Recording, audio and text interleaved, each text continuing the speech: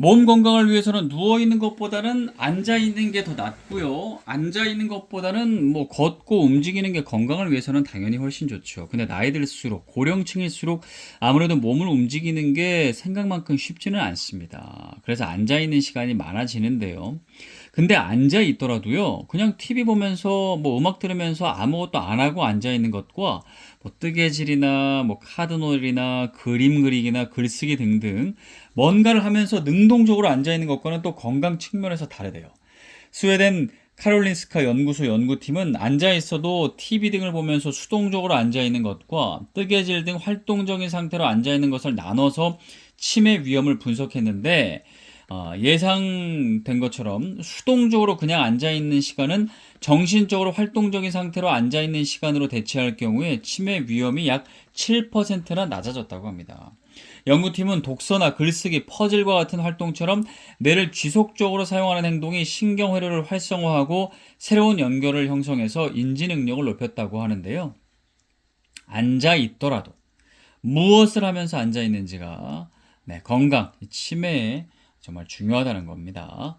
잘 기억해 두시면 좋을 것 같습니다. 자판을 했습니다. 구독과 좋아요는 큰 힘이 됩니다.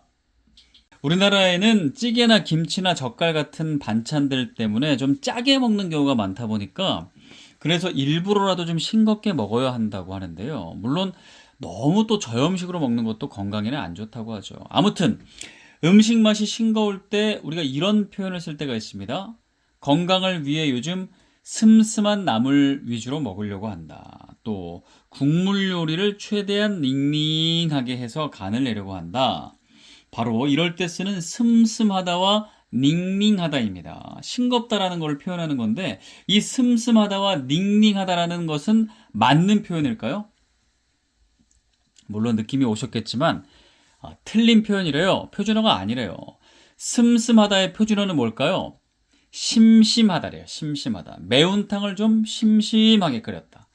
요렇게 쓰는 게 이제 맞다는데요. 심심하다는 지루하고 재미없다는 뜻이 워낙 강하다 보니까 요렇게 쓰면 좀 어색하긴 한데 심심하게 끓였다. 이렇게 쓰는 것이 맞다고 하고요. 닝닝하다도 표준어는 더 어색합니다. 밍밍하다래요. 밍밍하다. 밍밍하다는 심심하다보다 더 안 와닿긴 하지만 몹시 싱겁다라는 뜻으로 밍밍하다가 맞는 표현이라고 합니다. 슴슴하다는 심심하다, 닝닝하다는 밍밍하다가 표준어라는 거 알아두시면 좋을 것 같습니다. 자, 바로 왔습니다. 구독과 좋아요는 큰 힘이 됩니다. 배운다는 것은 기존의 것을 버리고 새로운 것을 받아들이는 것인데 그 익숙해 있는 것을 버리는 아픔을 받아들여야 새로운 것을 받아들일 수 있습니다. 그 과정이 바로 자람입니다. 삶의 목적은 잘하는 것이 아니라 잘하는 것입니다. 이상현의 뇌를 들여다보니 마음이 보이네 중요한 구절인데요. 익숙한 것을 버려야 하는 아픔.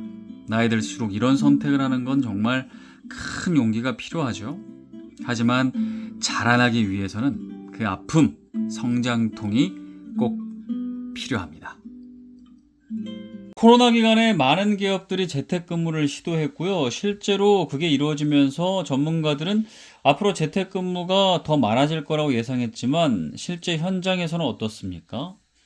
그렇게 늘어나지 않았고요. 재택근무를 했던 기업도 다시 회사 출근으로 돌리고 있는 상황입니다. 실제로 실행을 해보니까 회사 차원에서는 생산성이 좋지 않았고요. 개개인들도 편리함은 분명히 있었으나 대다수가 재택근무를 선호하는 상황은 아니었기 때문이라고 합니다. 구글의 분석 결과 사람은 심리적으로 같은 공간에서 같이 일을 해야 같은 목표를 향해 간다는 느낌을 받고 성과도 극대화됐다고 합니다. 심리적으로 사람은 누군가가 같은 공간에 있는 것만으로도 일을 시작하는데 걸리는 시간이 확연히 줄어든대요. 그러니까 주변에 사람이 있기 때문에 나오는 적당한 긴장감이 일을 수행하는데 추진력을 준다는 거죠.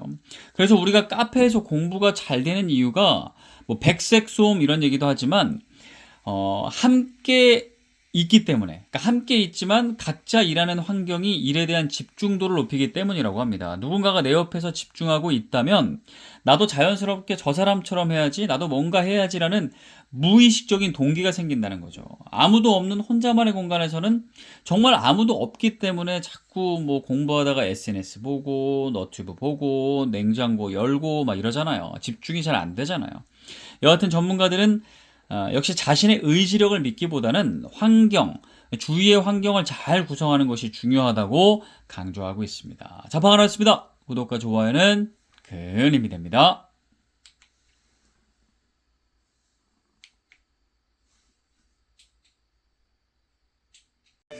우리의 몸은 기본적으로 스트레스를 수용하도록 설계되어 있지만 그것은 짧은 시간 동안만 가능하다. 오늘날 대다수의 사람들이 겪고 있는 24시간 내내 정신없이 밀려드는 스트레스가 위험한 이유가 여기에 있다. 레이첼 켈리의 내 마음의 균형을 찾아가는 연습 중에 일부인데요. 스트레스 정말 안 받고 싶은데 참 피해갈 수가 없습니다. 그런데요, 스트레스도 때로는 삶의 에너지가 될 수 있다라는 연구 결과도 속속 발표되고 있잖아요. 그러나 전제가 있죠. 오래 지속되지 않아야 한다는 겁니다. 켜켜이 축적된 스트레스는 위험하다고 하죠. 중간중간 잘 풀어야 더 큰 스트레스도 소화할 수 있습니다. 아이의 창의성을 키우려면 뭘 가르쳐야 하죠? 이런 질문을 많이 받는다. 창의성은 아이에게 무언가를 주입하는 식의 교육으로 기를 수 없습니다. 오히려 교육이라는 명목으로 창의성 개발을 저해할 확률이 더 높습니다. 자신의 인생을 스스로 개척하고 진정한 창의성을 펼치면서 사는 아이가 되길 바란다면 많은 것들과 관계를 맺을 수 있도록 도와주어야 합니다. 이화선의 지금 시작하는 생각 인문학 중의 일부인데요. AI, 이 인공지능으로 대변되는 4차 산업혁명 시대는 창의성이 핵심이라고 하죠. 근데 이 창의성은 어떻게 키울 수 있을까요? 바로 관계라고 합니다. 다양한 만남, 다양한 경험, 그로 인한 다양한 사고 속에서 자발적인 동기부여가 생겨날 때 창의성은 저절로 따라올 수 있죠. 심리학 용어 중에 초두 효과라는 말이 있는데요. 먼저 받은 정보가 나중 정보보다 훨씬 강력한 영향을 미친다는 겁니다. 첫인상의 중요성을 얘기할 때 자주 사용되는 용어죠. 첫인상이 좋으면 그 사람의 인품이나 성격을 좋게 볼 확률이 높고요. 첫인상이 좋지 않으면 자신의 뜻과 무관하게 오해를 받을 수 있습니다. 요즘에는 워낙 디자인이 많이 발달해서 자동차 경우에도 아주 요즘에는 세련되고 예쁘게 많이 나오잖아요. 최근에는 우리나라 자동차도 예전에는 조금 부족했는데 요즘에는 외국 자동차보다도 더 멋진 디자인도 많이 만들고 있는 것 같습니다. 근데 유독 타이어만은 우리나라뿐만 아니라 전 세계가 거의 같은 색을 유지하고 있는데요. 항상 검은색이죠. 아니, 자동차 색깔이 이렇게 다양하고 디자인도 다양한데 타이어 색깔도 좀 예쁘게 다양하게 만들면 되지 않나? 왜 항상 검은색 타이어만 사용하는 거야? 이런 생각 안 해보셨나요? 일단 자동차 타이어에 쓰는 고무는 원래는 우윳빛에 가까운 그런 색이래요. 그런데요, 타이어의 고무를 강하게 하기 위해서 그 안에 탄소 가루인 카본 블랙이라는 검은 물질을 섞는데요. 그러면 고무의 강도가 비약적으로 향상된다고 합니다. 일반적으로 고무가 100이라면 카본 블랙은 50% 비율로 섞어서 만드는데, 물론 다른 보강제를 섞으면 다른 색깔의 타이어도 분명 만들 수 있지만, 기술이 있지만 카본 블랙 이상의 강도를 기대할 수가 없기 때문에 그 안전, 강도 때문에 검은색 타이어를 계속 쓰고 있는 거라고 하네요. 아유, 그렇군요. 자, 반갑습니다. 구독과 좋아요는 큰 힘이 됩니다. 젊은 사람인데 흰머리가 나면 이제 새치가 났다고 하죠. 젊을 때 나는 새치, 또 나이가 들어서 나는 흰머리. 뭐 나오는 원리나 조금 그런 종류가 다른 것 아닌가 싶기도 하지만 원리는 같다고 합니다. 모근에 있는 멜라닌 세포가 모발에 색소를 공급하지 않으면 새치, 이 흰머리가 나오게 되는 거래요. 세치는 많은 경우에 유전에 의해서 생기고 또 정신적인 스트레스로 인해서도 발생하기도 하잖아요. 스트레스는 혈액순환을 방해해서 모근의 영양 공급이 제대로 안 되게 해서 이 색소 공급까지 안 되게 해서 이제 세치가 나오는 거죠. 세치는 뽑으면 그럼 그 자리에 다시 새치가 나올까요? 아니면 검은 머리가 나올까요? 새치는 뽑아도 다시 흰 머리가 나온대요. 그래서 뽑는다고 없어지지는 않는다고 하네요. 아예 우울하네요. 하지만 두피를 자주 마사지해 주거나 혈액순환을 원활하게 하고 머릿결을 부드럽게 관리하면 새치 자체는 예방은 좀 할 수가 있다고 합니다. 예방이 역시 중요하겠군요.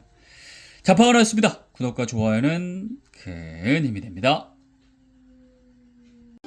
어젯밤에 꿀잠 주무셨나요? 이런저런 스트레스로 잠을 제대로 못 이루는 분들 많으시죠?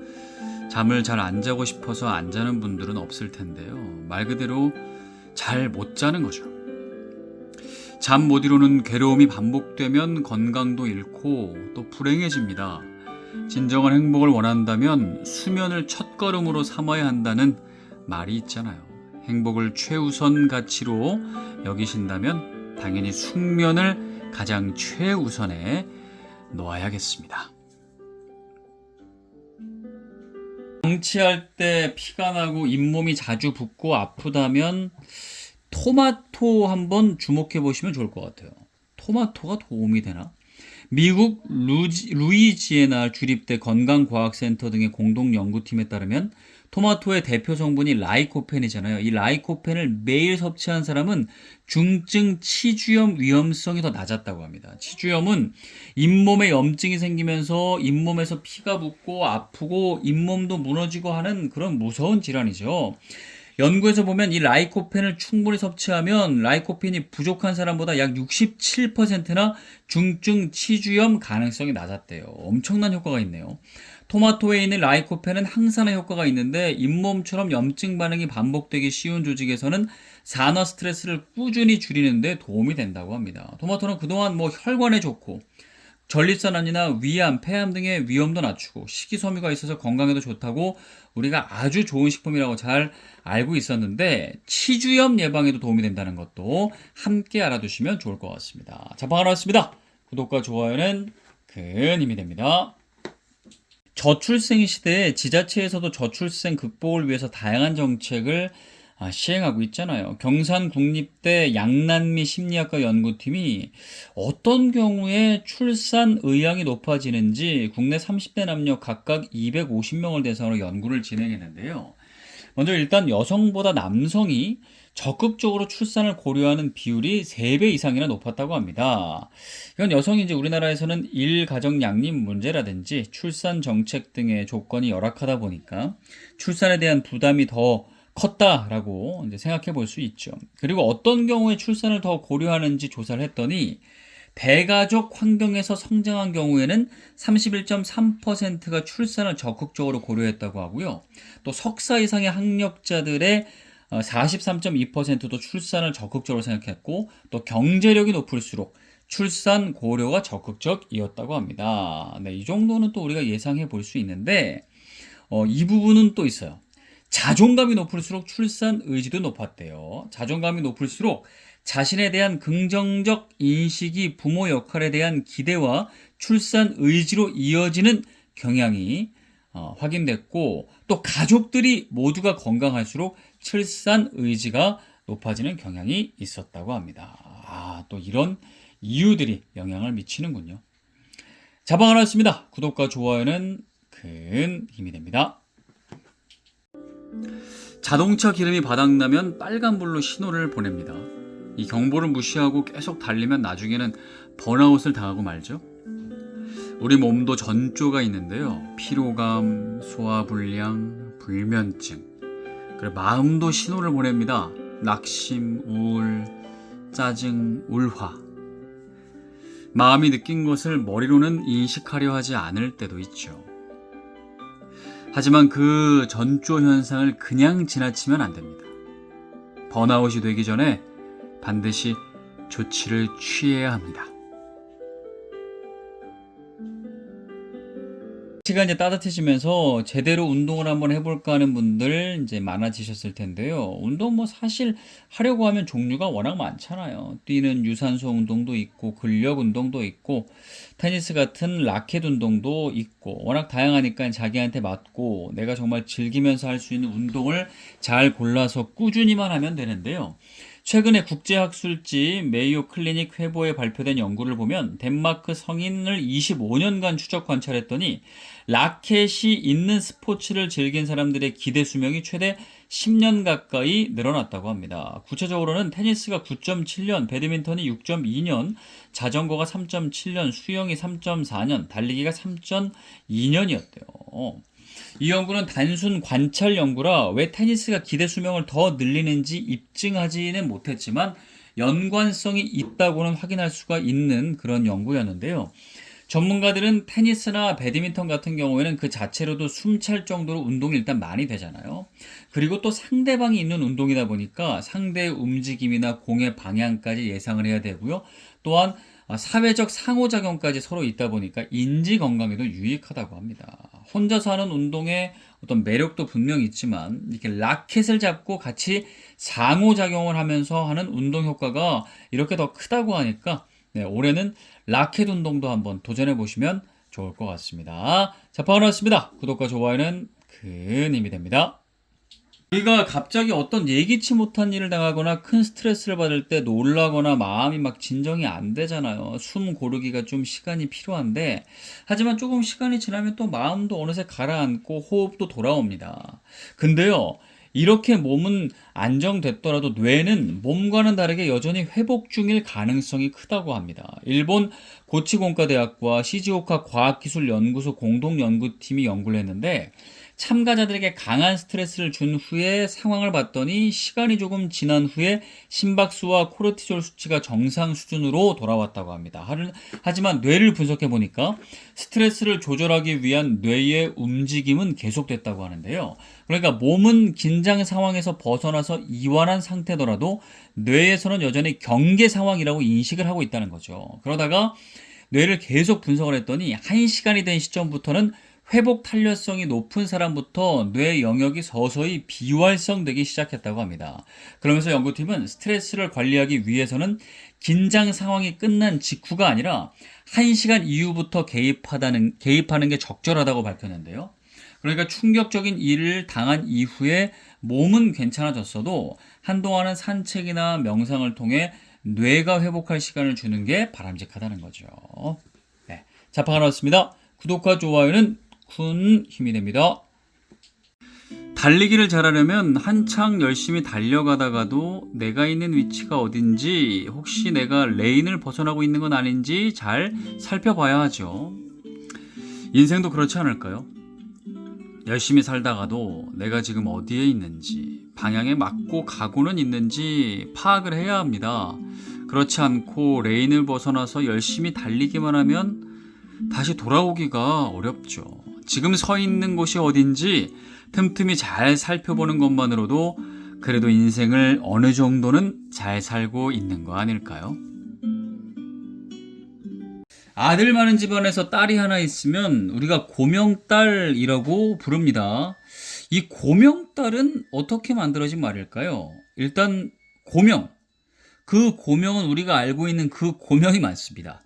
음식이 식욕을 돋우고 모양을 좋게 하기 위해서 음식 위에 얹은 것을 우리가 고명이라고 하잖아요. 뭐 달걀 지단이나 뭐 실고추 같은 걸 고명이라고 하는데, 이 고명의 의미를 써서 음식 위에 고명을 얹듯 많은 아들 속에 고명처럼 예쁘게 얹힌 딸이라는 뜻에서 고명딸이라고 한다고 해요. 고명딸을 외아들의 반대 개념인 외딸 로 잘못 알고 있는 경우가 많은데, 외딸은 다른 자식이 없이 오직 하나뿐인 딸을 가리키는 거고, 고명딸은 반드시 아들 많은 집안에서 외딸만을 가리킨다고 하네요. 그러니까 고명딸과 외딸은 또 다른 개념인 거죠.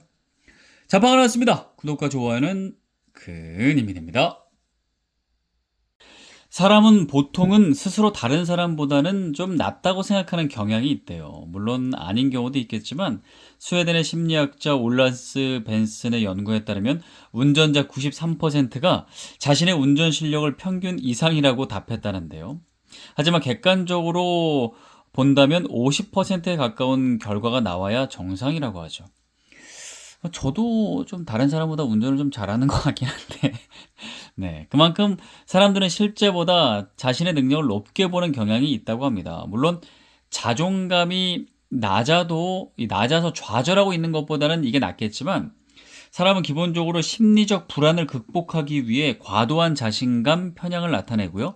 사회적으로 유리한 위치를 차지하기 위해 자신감을 더 가져야 한다. 그런 생각 쪽으로 바뀐다고 합니다. 하지만 이런 자신감이 적절해야 되는데 과도하다면 역시 문제가 나타나겠죠. 먼저 개인적으로는 내가 이미 충분하다고 생각하니까 다른 사람의 의견을 무시하거나, 미래도 내가 자신감 있으니까 내가 통제할 수 있어 이렇게 생각하다 보니까 미래를 대비하지 못하게 되는 결과로 이어진다고 합니다. 우리가 현실에서 보는 어떤 정치인이나 리더 중에서도 막 내가 할 수 있다고 큰 소리 뻥뻥 치지만 그만큼 결과가 나오지 못하는 경우를 우리가 숱하게 허다하게 보게 되잖아요. 그래서 이런 오류를 줄이기 위해서는 어떤 나의 감보다는 어떤 통계적으로 그런 어떤 수치를 확인하는 게 중요하고요. 지금 하는 프로젝트에 대해서 무작정 낙관하기보다는 실패했을 때는 어떤 일이 일어날지도 예측하면서 일을 처리하는 것이 필요하다고 합니다. 네. 자, 반갑습니다. 구독과 좋아요는 큰 힘이 됩니다. 지금 이 순간 내 안에서 무슨 일이 일어나고 있는가? 내면에 집중해야 합니다. 감정의 에너지를 느껴야 합니다. 그것이 존재로 들어가는 입구입니다. 에크하르트 톨레의 이 순간의 나 중요한 구절인데요. 사람의 에너지는 보통 밖에서 얻죠. 먹는 밥, 마시는 물, 공기 등등. 모두 바깥에서 채워지는데요. 하지만 이것만으로 부족하다고 합니다. 안에서 받쳐주는 내면의 에너지가 충만해야 합니다. 그래야 감정 기복도 적고 방향도 잘 잡을 수 있고 자기다움도 지킬 수 있다고 하죠. 오늘은 내면 깊은 곳에 있는 내 안의 에너지에 한번 집중해 보는 겁니다. 우리가 살림을 하면서 빨리 교체해줘야 하는 걸 알면서도 그냥 봤을 때 크게 이상이 없고 문제가 없어 보여서 계속 그냥 쓰고 있는 것들이 있는데요. 하지만 전문가들은 그게 건강을 안 좋게 할 수 있으니 빨리 버리라고 조언합니다. 뭔데 그럴까요? 바로 부엌에서 쓰는 플라스틱 일회용품 용기예요. 어디서 받아온 먹고 남은 플라스틱 일회용품 용기, 먹고 난 다음에 그래도 한번 설거지를 해봤더니 계속 써도 될 것 같아서 반찬통으로도 쓰고요. 이것저것 담아서 쓰니까 편리하긴 한데, 그런데 이런 건 말 그대로 일회용품으로 만들어졌기 때문에 빨리 교체해야 한다고 합니다. 기본적으로 만들 때부터 여러 번 쓰는 거를 전제로 하는 게 아니라 한 번 쓰는 걸 전제로 만들었기 때문에 내구성이 약하대요. 그래서 반복해서 사용할 경우 미세한 흠집이 잘 발생하기 때문에 세균이 쉽게 번식할 수 있다고 합니다. 그리고 뜨거운 음식이나 음료를 담으면 화학물질이 용출될 수도 있죠. 일회용품이 겉보기에는 문제 없어 보이지만 분명 한 번 쓰고 버리는 것으로 만들었기 때문에 약하게 만들었겠죠. 다회용기가 아닌 이상 아깝더라도 건강을 위해서 교체하는 것이 중요할 것 같습니다. 자, 반갑습니다. 구독과 좋아요는 큰 힘이 됩니다.